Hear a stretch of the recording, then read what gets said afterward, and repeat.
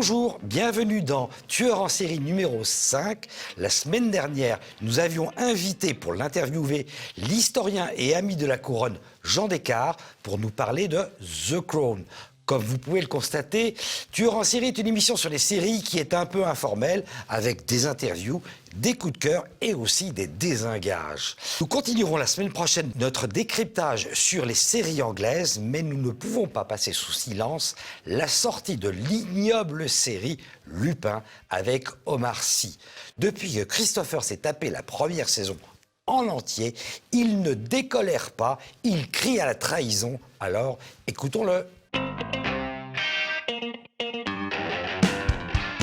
Est-ce que vous connaissez le blackwashing? Mais si, vous savez, c'est comme ça qu'ils appellent cette tendance dans les films et séries à mettre des personnages noirs en lieu et place de personnages historiquement blancs. C'est la définition du mot. Et Netflix en particulier s'est fait maître dans cet art curieux du blackwashing donc, mais aussi d'imposer à outrance la diversité dans ses productions. Et ben là, avec Lupin, on est en plein dedans. Mais le plus drôle dans tout ça, c'est qu'ils ont choisi Omar Sy dans ce rôle. Et Omar Sy, je ne sais pas si vous connaissez un peu, mais sur Internet et dans l'Energy, c'est un peu l'acteur qu'on utilise par défaut pour dire, par exemple, à quand Omar Sy dans le rôle de Beethoven, à quand Omar Sy dans le rôle de Napoléon Bonaparte, ou alors à quand Omar Sy dans le rôle d'Arsène Lupin. Bah pour celui-là, on est bon. C'est donc Omar Sy qui incarne Arsène Lupin, le gentleman cambrioleur, dans cette nouvelle série sortie le 8 janvier sur Netflix et produite par Georges Quay. Enfin, il n'incarne pas vraiment Arsène Lupin, mais plutôt une sorte de Lupin moderne, un lupiniste qui marche dans ses pas. Évidemment, c'est la manière qu'a trouvé Netflix pour s'en dédouaner, parce que là, c'était quand même gros, mais c'est plus sournois que ça, on va le voir. La ruse est finaude. Quoique, ils se sont pas gênés non plus pour que, dans la chronique des Bridgerton, sortie récemment aussi, la reine Charlotte soit noire, quand même. Mais bref, concentrons-nous sur la série qui nous intéresse aujourd'hui, Lupin, avec Omar Sy. Je l'ai vu, il y a beaucoup de choses à dire, alors allons-y. La série raconte donc l'histoire d'Hassane Diop, un jeune d'origine sénégalaise qui va un jour découvrir un terrible secret lié au vol du collier de la reine Marie-Antoinette en 95, qu'on a mis sur le dos de son père, injustement, qui s'est ensuite suicidé. Quand il découvre que tout cela n'était qu'une manipulation, ce grand fan des romans de Maurice Leblanc, la série des Arsène Lupin donc, va décider de voler le collier, qui est de retour au Louvre, et de mener l'enquête. Et ça tombe bien puisqu'il se fait embaucher comme agent d'entretien au Louvre et va pouvoir mettre en place sa combine. Pour ça, il s'allie à 3 grosses brutes du quartier, 3 délinquants de cité, 3 dealers qui répondent au doux nom de Kevin, Vincent et Rudy. Pas de commentaire.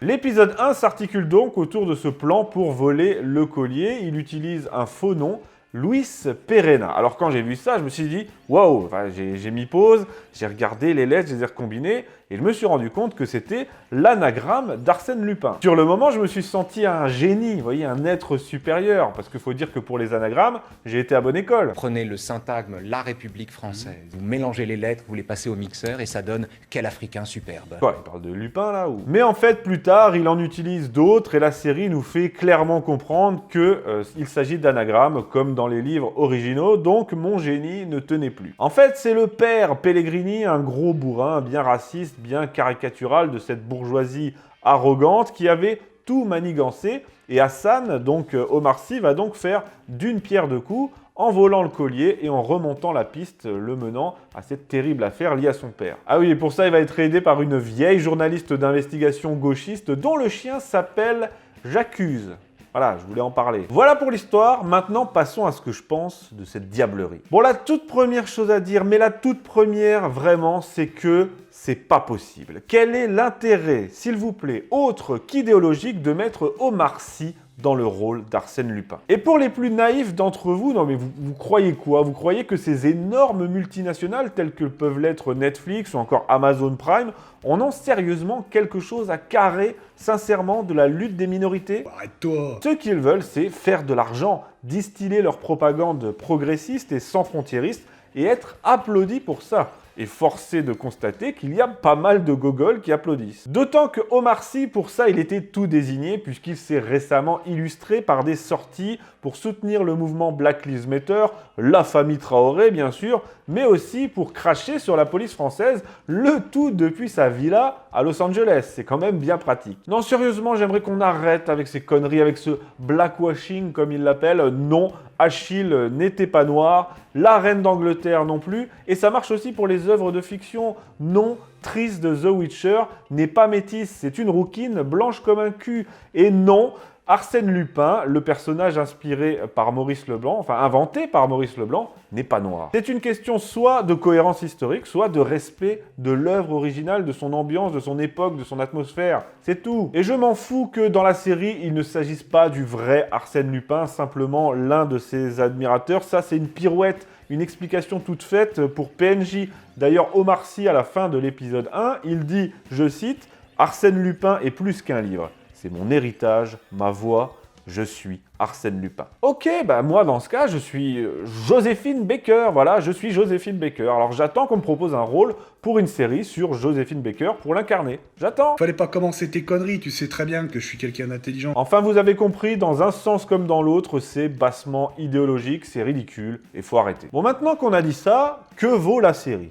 Bah, pas grand-chose, en fait. Bon, je vais pas être de mauvaise foi totale, c'est pas aussi catastrophique que La Révolution, hein, on en a déjà parlé dans un épisode précédent, mais ça reste extrêmement nul. Déjà, les acteurs jouent mal, pour la plupart, et Omar Sy, le premier. Je suis désolé, j'ai pas envie de m'acharner sur lui particulièrement, mais quand je lis des critiques qui nous disent qu'Omar Sy est un bon acteur, voire un très bon acteur, surtout dans cette série, non.